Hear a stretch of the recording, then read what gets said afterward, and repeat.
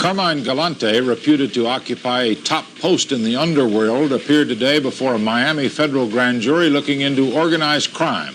Bob Kaplitz of station WTVJ reports. Galante, accompanied by his two daughters, hid his face from photographers as he entered and left the federal courthouse. There was a great deal of pushing and shoving. Galante appeared before the grand jury for 13 minutes, but refused to answer questions about meetings he had with organized crime figures in South Florida and in New York City. However, he was then ordered by a federal judge to answer the questions under the threat of contempt of court. But the judge said Galante should not be forced to provide any answers that might incriminate him. Galante will confer with his attorney to decide what to do next. It's possible he could agree to testify as early as tomorrow. Galante is one of about half a dozen reputed mobsters from across the country who have been subpoenaed to testify in the probe, which has been underway for 3 months. Galante's attorney, Roy Cohn, claims it's all a waste of time. I think it was just to create a little publicity for the strike force, which is trying to get funds to keep in business. The federal investigators say Mr. Galante is the boss of organized crime in this country. Is that correct? Would that be a correct characterization, the godfather of the New York Mafia? I don't think, from my experience, practically everything they've said is totally incorrect and inaccurate. You believe they're not treating your client fairly, then? You believe they're not? It's just a total publicity stunt, or all of you wouldn't be here, right? U.S. Justice Department attorneys refuse to comment on the grand jury proceedings. However, they do say the probe is a significant one and that the time is being well spent. It is not known when or if any indictments will be handed up. Bob Kaplitz for CBS News, Miami. Mafia boss Carmine Galante and 2 other men were shot dead today as they ate lunch in a Brooklyn restaurant. Galante was 69. Bill McLaughlin reports. As one police mafia expert put it, a contract was fulfilled this afternoon. On the receiving end of that contract was one of the top mafia chiefs in the nation, perhaps the boss of all the bosses, Carmine Galante. Galante was at Joe and Mary's luncheonette in the Bushwick section of Brooklyn. 4 masked men armed with automatic weapons pulled up outside. Minutes later, Galante and 2 others at the table were dead, and a 4th person seriously wounded. The gunman escaped. Galante looked more like a grandfather than a godfather as he walked his dog each morning in Greenwich Village. He was born in East Harlem, New York, and began his career as leader of a juvenile gang.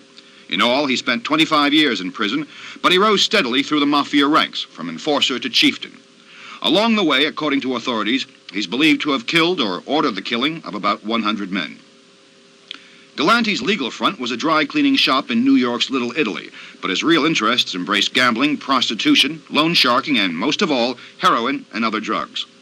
Last fall, while in prison for breaking parole by consorting with known criminals, Galante was placed under federal protection after authorities reportedly were tipped off that a rival mafia group had put out a contract on him. After he was released on bail last March, 60 Minutes filmed this conversation between Galante and his lawyer, Roy Cohn. I'm going to leave in the morning. I'm going to the country. Good. What are you going to do when you get to the country? Well, I planted peppers last week. Now I'm going to plant tomatoes.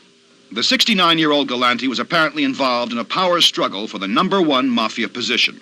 Galante lost today, but police still don't know who won. And according to one expert, there may be several more killings before they find out. Bill McLaughlin, CBS News, New York.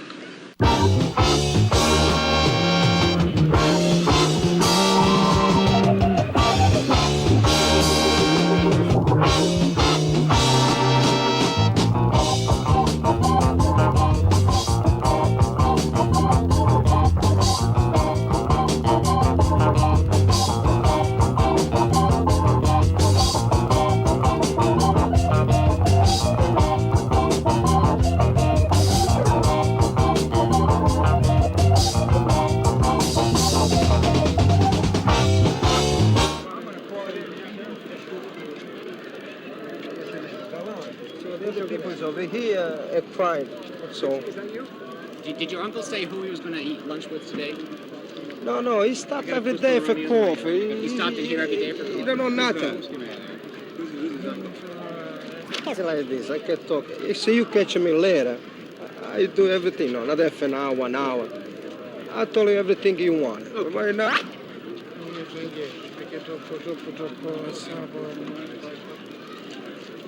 I hope that we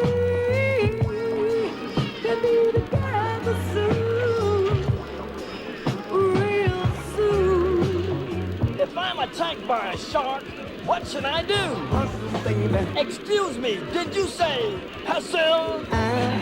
Oh, yeah. Aboard ship now with the captain and the sheriff. Captain, is catching sharks really that easy?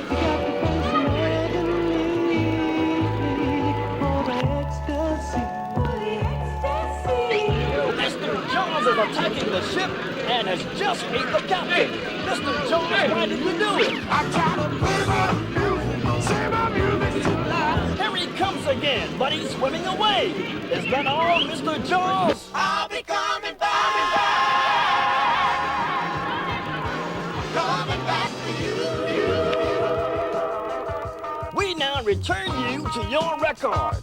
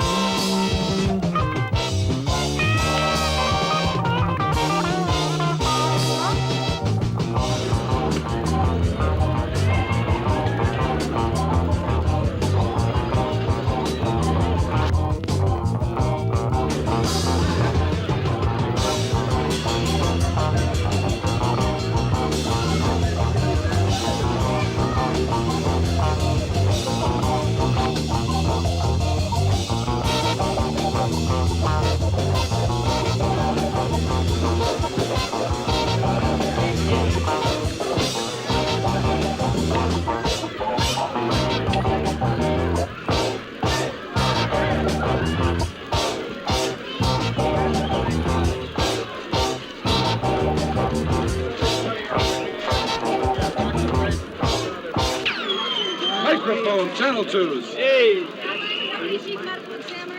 Mike, right here, Mike. It's no good that far away, Ellie. In close, please. Lower your head a little, please. I guess so. We need one spokesman. Okay. Dr. Pardon, Chief Medical Examiner. Okay. We have our... Load it, Mike. Load it. HM, please. Go ahead, Mike. What's the question? What did you find? What did you find? Yeah. The two gentlemen inside died as a result of multiple gunshot and shotgun wounds, and this will be examined further by autopsy. When you say multiple gunshot wounds, can you describe the wounds on the person that you probably know now as Mr. Galante? I think there were multiple wounds, and it would be more appropriate to answer that question after the autopsy, which will be done first thing in the morning. From your physical, from just your look, see. There are multiple injuries. And 4, 5, 3. Was it a shotgun blast or was it a machine gun or what was it? There are multiple gunshot and shotgun wounds on both individuals. And Dr. Wald will be starting first thing in the morning, working out and answering specifically the questions you're raising. Dr. Ben, as a result of those wounds, would you say the death was instantaneous on both parts? It would appear that the death was very rapid in both parts, yes. How far away were those weapons, do you think? Any idea? I think Commissioner Fleischer has advised you that it's a close quarters in there, and we can't do any better than that. At this 6 point, we can't. There were different varying distances involved. So the autopsy examination will provide a better answer than we can tell at this point. From the scene inside, could you tell how many shots were fired? 40 shots, 50 shots? Did a lot of rounds get off? As you know, a shotgun may have many pellets inside, so that each shotgun may produce multiple 9 or 12 injuries per shotgun discharge. So I think it's sufficient at this point to say there were multiple discharges. Were the bodies peppered with bullet holes, or is there just been located in one area? I think that's premature and not a medical term. We do know that Mr. Galante had a wound by his eye and a wound upon his neck. There were multiple wounds. Can you use the location of the wound? Not at this point. We'll tell you tomorrow. How about the caliber of the weapons? Any idea? There were more than one weapon. Any indication of the weapon? Caliber. It's premature to answer whether machine gun was used or not at this time. That's premature. Is it possible? Thank you. We need to help somebody. I want to know who will take the load. We ain't got nobody to take the load. Right.